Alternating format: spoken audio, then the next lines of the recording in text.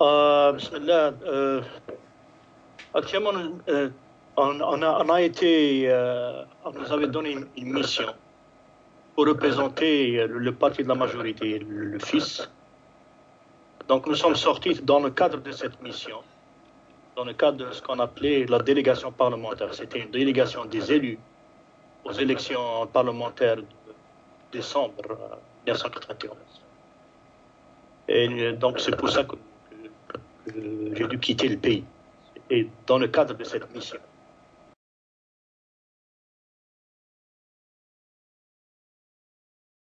Pour la énième fois, je n'ai jamais, comment dire, cet attentat, ni aucun autre attentat. D'abord, j'aimais bien que vos listeners comprennent bien que j'ai perdu un peu le français, donc je vais essayer de faire tout le monde possible pour répondre en français. Donc, je n'ai jamais dit... donc, tout ce qu'on a fait, c'est qu'on a issu un communiqué explicatif de ce qui s'est passé au boulevard Amirouche, selon les informations qu'on a eues après le coup. Cela faisait partie de ma mission en tant que chef de la délégation parlementaire. Nous étions là pour, justement, essayer de montrer qu'est-ce qui se passe en Algérie. Et là, donc le communiqué a été, c'est la seule déclaration que j'ai faite. C'était ce communiqué par écrit. Et comme son titre l'indique, c'était un communiqué explicatif. La presse algérienne, bien sûr, n'a pas voulu ce communiqué. Et on continue à chaque fois que l'on se rapproche à une solution, ou que l'on essaie de faire une initiative pour trouver une solution à la crise politique que vit notre pays depuis le coup d'État particulièrement. Et à chaque fois, on nous reprend ça. Cela m'a coûté plus de 4 années d'emprisonnement ici aux États-Unis pour ces allégations et autres choses que le pouvoir essayait de nous faire coller. Et après un moment, ils n'ont rien trouvé, bien sûr.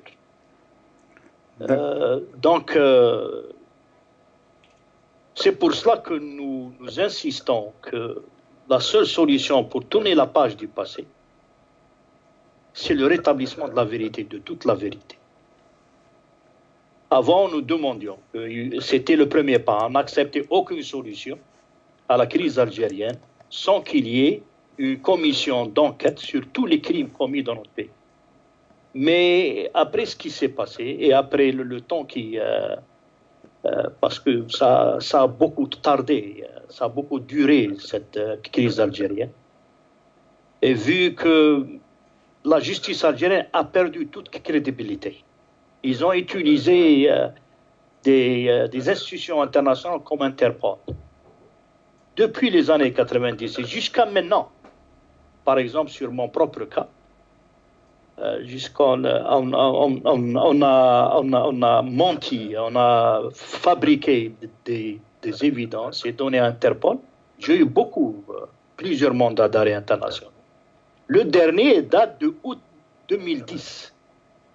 Ils ont réussi à me mettre sur une litre rouge. Qu'est-ce que j'ai fait depuis? Bon, disons que je parlais beaucoup dans les années 90. Ils pourraient... Mais pourquoi en août 2010? Donc, ce pouvoir-là, vraiment, et pour être précis, je pense que à l'intérieur du pouvoir, il y a des gens qui ne veulent pas qu'il y ait une véritable solution politique à la crise algérienne, à la crise du choix de l'autorité politique, parce qu'ils ont peur pour leurs propres intérêts. Et nous, personnellement, et la délégation parlementaire dans le temps, et ceux qui ont continué dans cette ligne, nous représentons peut-être, c'est ça ce qui les gêne, nous représentons la légitimité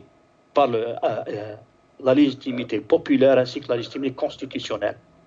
Nous avons été constitutionnellement et légalement élus pour représenter notre peuple. Et Et un petit groupe est venu et a essayé et a refusé le choix du peuple. C'est ce qui se passe en Algérie. Et ça continue comme ça.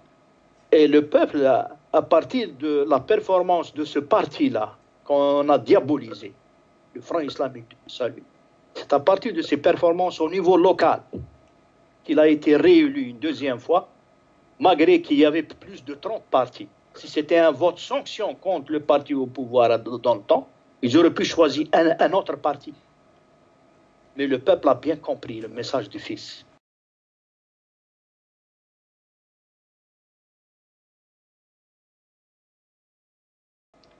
OK. Il y a beaucoup de questions, comme je l'ai dit, c'est bien, dans une seule question. Mais je vais essayer de répondre une à une, si vous permettez. Premièrement, je dois faire une clarification. Depuis l'été 2004, je ne fais plus partie de la direction du Fils. J'ai quitté la direction du Fils pour des raisons politiques, pour des raisons structurelles au sein du Fils. Mais cela n'empêche que je défends toujours nos positions au sein du Fils durant toute cette période, de 92 à 2004. J'assume la responsabilité en ayant été l'un des dirigeants du Fils, surtout après le coup d'État. Donc, doit être clair. Donc, j'espère qu'on aura l'occasion pour parler du futur. Où est-ce que j'en suis? Parce que nous sommes en train de penser au futur. Donc, une chose. La deuxième remarque. Il serait intéressant que tout en révélant ce qui a été fait, et ce qui a été dit, on ne peut pas le nier. Ok, je vais expliquer ça. Mais avant de répondre directement à ça, il serait intéressant aussi, et votre audience et le peuple algérien en général et la communauté internationale devraient aussi avoir le droit de connaître exactement quelle a été la position des uns et des autres. Parce que si on reprend les déclarations d'Ali Belhaj, et je vais dire ça après juste un moment, c'était en réaction.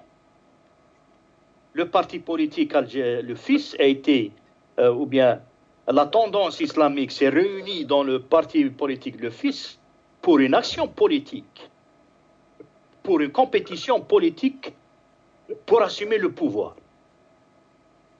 Donc, ces déclarations du frère Ali Belhaj, elles ne sont pas venues dès le premier jour, elles sont venues comme réaction du fait que le pouvoir ou certaines tendances au sein du pouvoir, ils étaient en train de menacer par les armes. Et d'ailleurs, ils sont passés à l'acte. Et ils ont arrêté par la force le processus démocratique et ils ont repris le pouvoir par la force. La troisième remarque ici, pour être rapide, quoique le frère Ali Belhaj dit, et ça a été clarifié dans le temps par le docteur Abbasi Madani, les partis politiques doivent être tenus responsables de ce que disent leurs porte-parole officiels. Dans le temps, le frère Ali Belhaj n'était pas le porte-parole du Fils. Il avait ses propres opinions. Mais le porte-parole du Fils reflète l'opinion de la majorité du Fils, de la direction du Fils. Et c'est ça ce qu'on appelle un processus démocratique, même au sein des partis politiques. Malgré ce qu'on dit au Fils, les décisions au sein du Fils sont prises d'une manière collective, d'une manière démocratique. Chacun a son droit d'exprimer ses propres idées, et j'arriverai à ça d'accord. Mais si on veut juger un parti politique, on juge de ce que dit ses responsables officiels. Ali Belhaj n'était pas le porte-parole. Abbasi Madani était le porte-parole. Après lui, il y a eu Mohamed Saïd, un laps de temps. Après lui, Hachani, il est venu. Après, c'était moi. Et après, il y a eu Mourad Hina, etc. Donc, il n'a jamais, jusqu'à maintenant, je ne sais pas, maintenant, depuis 2004, je vois qu'il est en train de parler, lui seul, au nom du Fils. Ça, c'est autre chose. Donc, finalement, la dernière point, Ali Belhaj, dans le temps, on avait dit ce qu'il avait dit, que le coffre, c'est une hérésie, la démocratie ou quoi ça. Je l'avais défendu dans le sens que Selon mes informations que j'avais eues, j'avais écouté une fois, ces paroles ont été déformées. OK? Parce que lui, n'étant pas un politicien, c'est qu'un imam, il était en train d'expliquer, la première fois que ça est venu, hein, il essayait d'expliquer que nous sommes pour le Shura, nous sommes pour le processus démocratique, mais s'ils veulent nous imposer un certain ordre idéologique, en essayant de dire que la démocratie ne peut venir que par le système séculaire, etc. Niant qu'il y ait des démocraties religieuses, comme la chrétienne démocratie ou bien les musulmans démocrates, etc. Dans ce cas-là, il avait dit ça, hada kufr. Bon. J'essayais de défendre parce qu'il était en prison. Récemment, je l'ai entendu encore une fois, il a répété ça, ça ne m'a pas plu. Je ne cache pas ça. Hein. Vous désapprouvez oui. donc. Bien sûr que je désapprouve ça. Mais ce que je voulais dire, ce n'est pas une raison pour arrêter le processus démocratique, pour causer la mort de plus de 200 000 Algériens et pour plus de 15 000 disparus avec toutes les tortures, etc. etc. Ça, ce n'est pas une raison. Et d'autant plus que le fils, la direction du fils, ne l'a jamais choisi comme étant le porte-parole du fils. D'accord, mais bon, à l'époque, on l'a laissé quand même parler, hein, quand il avait certaines influences sur la population, mais on n'a pas corrigé le tir, je veux dire. C'est après. Non, c'est ça le problème. La presse en général n'a même pas reflété, ils n'ont pas mis toutes ces déclarations dans le contexte qu'il y avait. On a pris uniquement les déclarations du frère Ali Ben seulement. Donc, il y a eu des réponses, bien sûr. Il y a eu des réponses à maintes reprises. Voici la ligne politique du fils, la ligne originelle du fils. Nous, en tant que mouvement islamique qui existait bien avant le fils, le Bina al-Hadari, nous, politiciens del Bina al-Hadari, nous avons rejoint le fils à partir du programme déclaré du fils. Nous avons rejoint le fils à partir de ce programme. Et si on avait trouvé quelque chose qui mettait en doute le processus démocratique ou bien le choix du peuple, ou s'il y avait des gens qui voulaient imposer leur façon de voir les choses au peuple, on n'aurait jamais rejoint le fils. C'était une responsabilité de notre part. Et je pense que toute la direction du fils était comme ça. Donc maintenant, le frère El-Haji, il est là, il peut s'expliquer. J'aimerais bien que vous ayez une interview avec lui et laissez qu'il s'exprime. Mais ce qui compte le plus, c'est d'arriver à avoir une certaine liberté au sein de notre société. Les gens s'expriment librement et le peuple sera libre de choisir. C'est ce que nous sommes en train de proclamer maintenant pour un nouveau système politique, parce que maintenant la situation a changé. Il ne s'agit pas qu'en tant que parti politique, on arrive au pouvoir et on essaye de changer de l'intérieur du pouvoir. Non. Maintenant, il s'agit que nous tous les Algériens de toutes tendances confondues, œuvrons ensemble pour qu'il y ait un nouveau système politique qui soit représentatif de notre société dans sa diversité.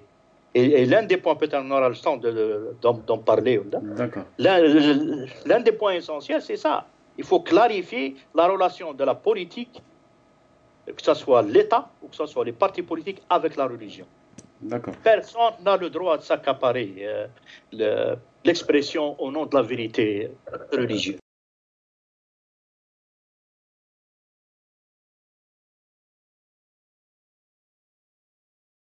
Le meilleur moyen, et ceux qui sont vraiment sérieux et vraiment réfléchissent et vraiment sont conscients de ce qui s'est passé en Algérie et qui voudront bien être du côté du peuple, œuvrons avec nous pour qu'il y ait le rétablissement de la vérité, de toute la vérité.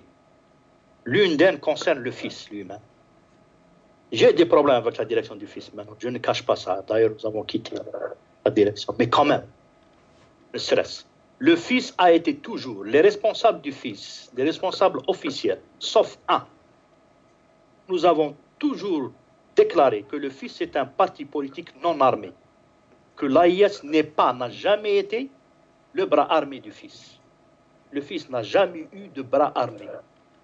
Nous défions quiconque de montrer dans n'importe quelle réunion officielle ou non officielle de la direction du FIS où il y a eu la création de l'AIS.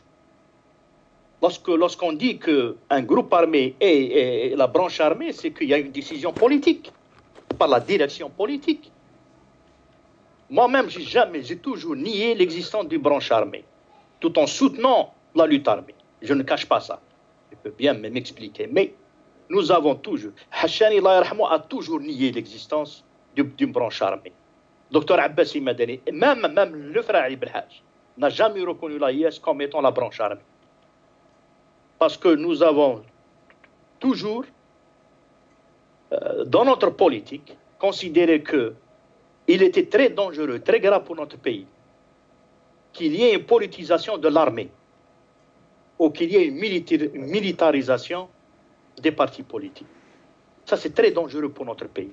Mais vous venez à l'instant dire que vous avez soutenu la lutte armée, donc il y a une contradiction quelque part, non? Non, parce que en tant que politicien, et particulièrement dans ma mission dans la délégation parlementaire qui était là pour représenter, pour essayer de définir quelle était notre position concernant ça. Pour nous, au FIS, le peuple avait le droit de s'organiser et de se défendre contre ceux qui ont pris le pouvoir par la force et qui ont refusé toute solution politique. Donc nous, dans mes déclarations, et c'est pour ça que ça a pris du temps, mais les gens commencent à comprendre. Et maintenant, Inch'Allah, dans la prochaine, il faut que ça soit clarifié au niveau de l'État algérien, tout en défendant le droit du peuple de prendre les armes pour défendre les institutions élues. Nous avons toujours condamné tout acte de terrorisme. Parce que la lutte armée, c'est un droit international. Lorsqu'on vient vous usurper vos institutions élues démocratiquement, c'est votre droit de prendre les armes. Mais il n'y a aucune justification, aucune, pour qu'il y ait des actes de terrorisme. C'est pour ça que nous avons, en même temps, à chaque fois que nous soutenons la lutte armée, nous avons toujours condamné les actes de terrorisme, nous avons toujours demandé à ce qu'il y ait une solution politique à la crise. La question qui se pose maintenant, pourquoi personne ne gêne ces généraux? Pourquoi personne ne va demander à ces généraux pourquoi ils ont pris cette décision d'arrêter le processus démocratique? Qui leur a donné, ce droit, de s'accaparer ce droit d'arrêter le processus démocratique et de faire ce qu'ils ont fait? Donc en conclusion pour cette question, je pense que la meilleure manière de répondre à votre question, c'est œuvrons ensemble pour qu'il y ait le rétablissement de la vérité dans le cadre de la loi. Inch'Allah, même le changement du système politique. Nous, de toute façon, nous avons donné notre engagement pour qu'il y ait le rétablissement de la vérité.